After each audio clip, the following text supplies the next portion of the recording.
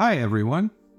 This is Bill Duvendack here with a new monthly astrological preview video looking forward to February 2023. So grab your drinks and away we go. February starts off with the moon in Gemini trining Saturn in Aquarius. So this is a good time to reach out and touch someone. This is a good time to have those personal conversations, spend time with friends, brainstorm on new innovative ideas, and all in all, just enjoy the company of people. However, on that same day, the sun in Aquarius is squaring Uranus and Taurus.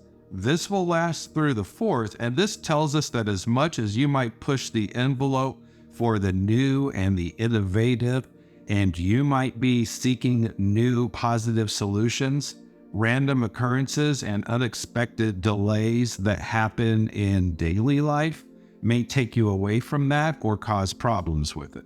So yes, move ahead, but by that same token, if something unexpected happens, remember what you can control and what you can't.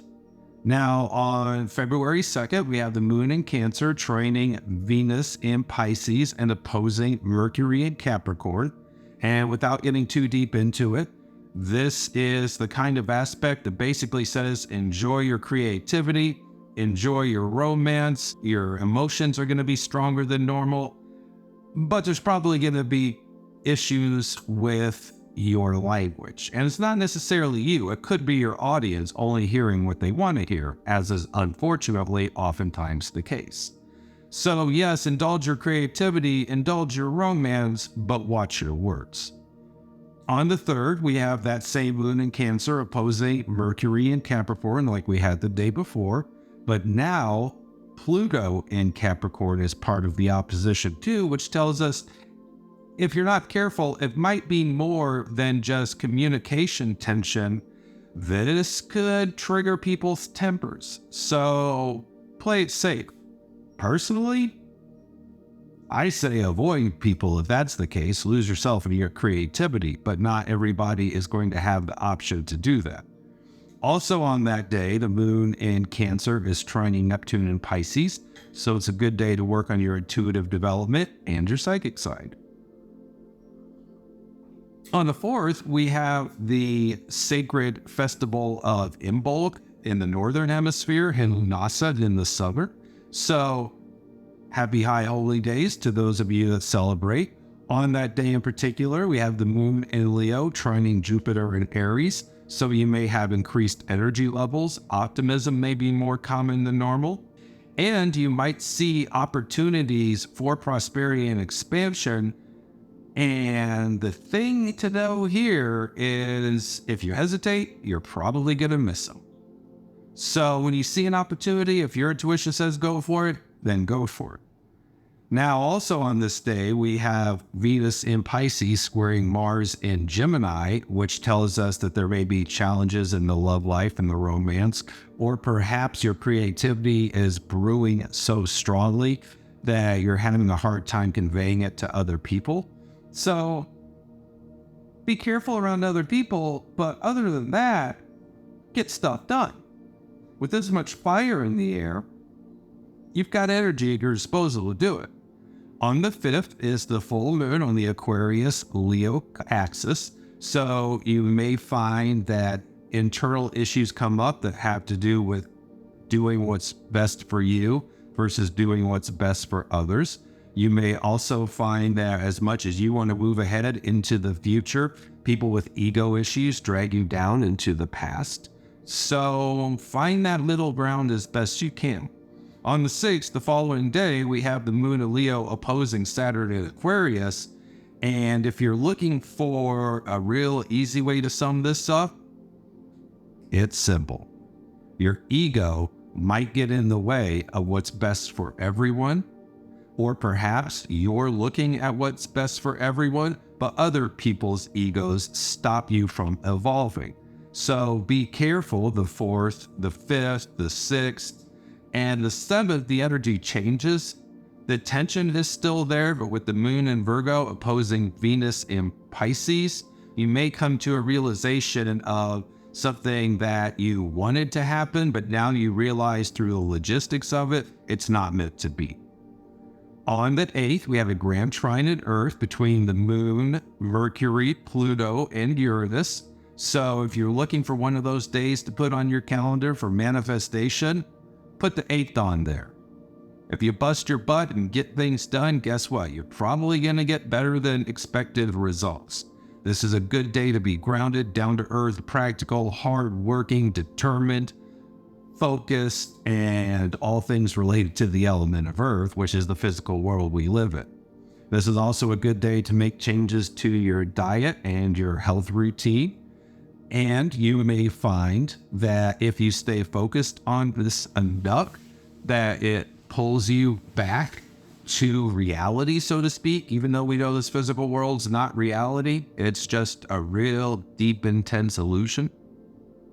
For more information on that, read into the concept of Maya. And I don't mean the Western world goddess, I mean the ancient Hindu idea. On the 9th and 10th, we have some things going on that kind of go together. That's why I lumped them together. We have Mercury conjunct Pluto in Capricorn. So this is one of those days where you have the ability to trigger someone's emotions with your words, or you might be triggered more easily by the words of others than other days. We also have the Moon in Libra opposing Jupiter in Aries and trining Mars in Gemini. So what this tells us is that this is not a good day for expansion or prosperity, but it is a good day to hang out with friends. So in that way, it's very similar to the first. On the 11th, we have that same Moon in Libra trining Saturn conjunct the Sun in Aquarius. So you may find this is a good day to turn your attention inward, find your unrealized, unsubstantiated, extreme fears within yourself, and get motivated on how to change them. We also have Mercury moving into Aquarius that day, so for the 10th and the 11th, it may feel like a day and a half, 2 days of a minor Mercury retrograde, but that will be settled by the 12th. And the reason I say it's settled by the 12th is not necessarily because it'll be settled, but because your attention will shift to that Moon in Scorpio opposing Uranus in Taurus. So if you don't face those issues on the 11th, then they're going to come to manifest on the 12th in unexpected ways in your daily life. Now, on the 13th, we have that same Moon in Scorpio, but it's now trining Neptune and Venus in Pisces. So this is a good day to block out the outside world, to get things done, to focus on your creativity. This is also a good time to indulge your passions as long as they're not destructive. On the 14th, we have that Sun conjunct Saturn still, and that is going to be happening until the 17th. So we've got 3 or 4 days of it. This tells us that when you look at society and look at your groups of friends, you might feel like it's time to grow up. Or you may feel like, what's the point? What will the effort get you?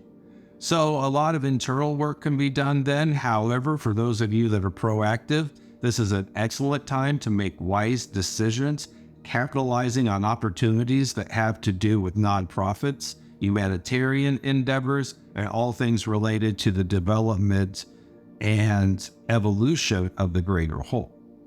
Also on that day, we have the Moon in Sagittarius trining Jupiter in Aries and Chiron. And we have that same Moon in Sagittarius opposing Mars in Gemini. But I say that because this is a day where you might find your limits. Now, what I mean by that is the Moon in Sagittarius says, be free, fly, fly. And trining the Jupiter in Aries, it says, yes, this is a good thing. This is a good thing. But with Jupiter conjunct Chiron, it may pull you back to earth and say, yeah, your mind says you can do whatever you want, but your body, society, other people are saying no. I'm reminded of the story of Icarus here, for those of you that might want more explanation. Now, the opposition to Mars and Gemini tells us that you may want to focus on your spirituality and all Sagittarian ideas rather than talking to people. because talking to people may take the wind out of your sails or cause problems. On the 16th, we have the moon in Capricorn squaring Jupiter in Aries, but trining the North Node in Taurus. So this is a good day to play it safe, play it conservative, and basically put in the work to manifest those prosperity opportunities that you saw earlier in the month. And in so doing, you create a lot of spiritual growth and personal development for this lifetime. On the 17th, we have the moon conjunct Pluto in Capricorn. So your emotions might be stronger than normal. Your temper might be shorter than normal. But both of these are sextiling Venus and Neptune in Pisces. So another optimistic way to look at this day is that it's time for transformation, spiritual transformation. It's time to go down to your core, see who you are, where you're going, and how you want to get there, and cut out all of those negative voices that you hear in your head that cause doubts. On the 18th, we have the moon conjunct Mercury in Aquarius, so it's another good day for communicating with loved ones. We also have that moon in Aquarius trining Mars in Gemini.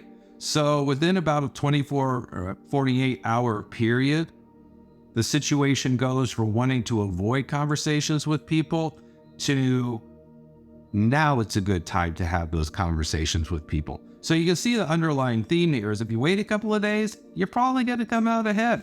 On the 19th, we have the sun entering into Pisces. So we have the final season of winter in the northern hemisphere and the final season of summer in the southern. Also on that day, we have the moon conjunct Saturn in Aquarius.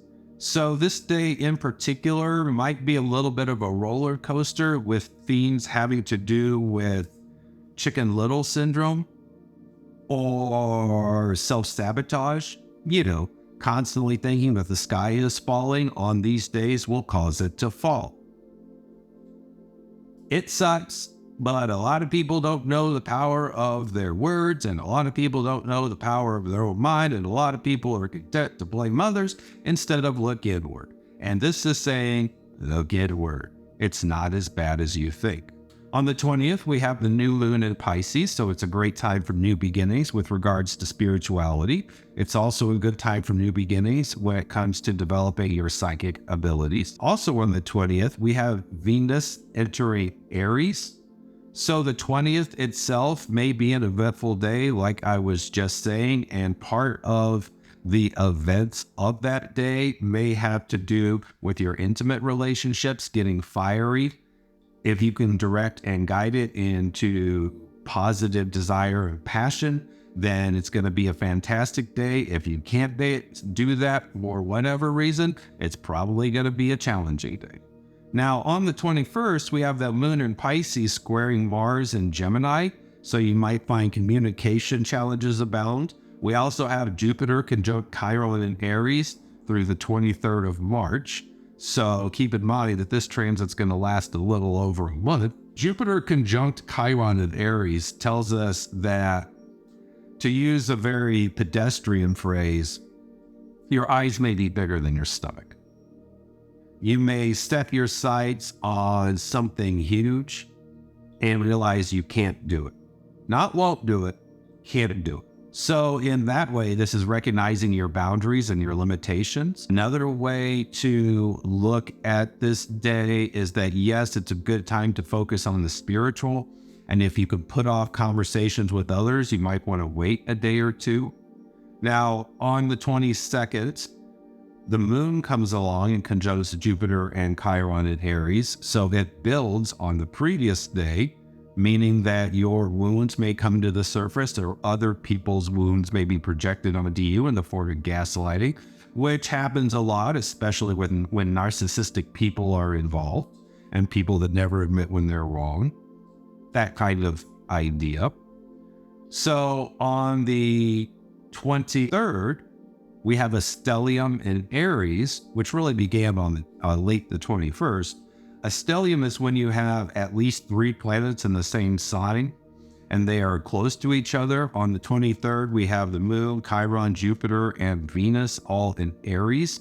Some of you may find that impulse to strive for more and to move forward is stronger than normal. You might also find that this is a good time to stand up and own your life, especially in the face of adversity caused by the narcissism and toxic egos of others. But the drawback to this, because all stelliums have a drawback, is that you may find it's too much fire, or it's too much too quick, either for yourself or for others. You can see at this point in the month, a major theme is going to be dealing with ego issues, how you transcend them, but also how you accept the limitations they put in place in your life. And when I'm talking about ego issues here, I'm not only talking about your internal issues that you may be aware of, I'm talking about ego issues from other people who don't see it and then turn around and blame you. This kind of emotional toxicity is probably going to be more common than not, unfortunately, for the month of February. And the response vacillates back and forth between engaging in intelligent, calm conversation versus blocking it all out and focusing on your spirituality and creativity. And you throw another angle of finding solutions that are best for everyone thrown into the mix as well. Those few themes are going to be dominant during February. On the 24th, we have the Moon in Taurus conjuncting the North Node of the Moon in Taurus, meaning that if you listen to your intuition, you might find that it leads you to spiritual growth and expansion and development. Also on that day, we have the Moon coming along and saying that with some minor adjustments, you can improve your communication, you can clean up your adaptability. And this is going to last until about the 25th, so you got a few days to work with it. On the 25th itself, we have the Moon conjunct Uranus and Taurus. So in your daily life, whether it's your professional work environment or how you spend your days, expect the unexpected, but make sure that you are not thrown emotionally off center when this happens. On the 26th, we have the Moon in Gemini squaring the Sun in Pisces, so we have a quarter moon. And this one is going to be interesting because you might just want to be left alone to do your work, which is a big theme of Pisces, but people constantly draw your attention and focus away. On the 27th, we have the Moon conjunct Mars in Gemini. And what this tells us is it's a great day to go out and talk to friends. Take all that ego stuff that I've been talking about and put it on the back burner for a couple days. Enjoy the tail end of the month. Now, finally, speaking of the end of the month, on the 28th, we have the Moon in Gemini, trining Saturn and Mercury conjunct in Aquarius. So that theme of talking to people and having fun, spending time with friends, brainstorming continues from late the evening of the 26th all the way into the first couple of days of March. So you can see overall, February is going to continue to be an eventful month. And really, even though we haven't hit Aries season yet, this is going to be an extended Aries season. When you've got a stellium in late February in Aries and the Sun still hasn't got there yet and Mercury still hasn't got there yet, then you know March and most of April is going to continue these themes of egos. Right now in February, the whole crux of the matter or the issues to address have to do with the interplay between you and people with toxic narcissism, ego problems, or you looking in the mirror and taking personal responsibility for your issues and then deciding how to work within the limits of that. But in March, the emphasis will change dramatically. It will not be as pronounced. It will not be as tense, but rather we'll talk about it in the next video. Thank you to Adam Knox and the Cult of You for providing this platform to do this. Remember, the daily horoscopes are still on Instagram, Twitter, and Facebook.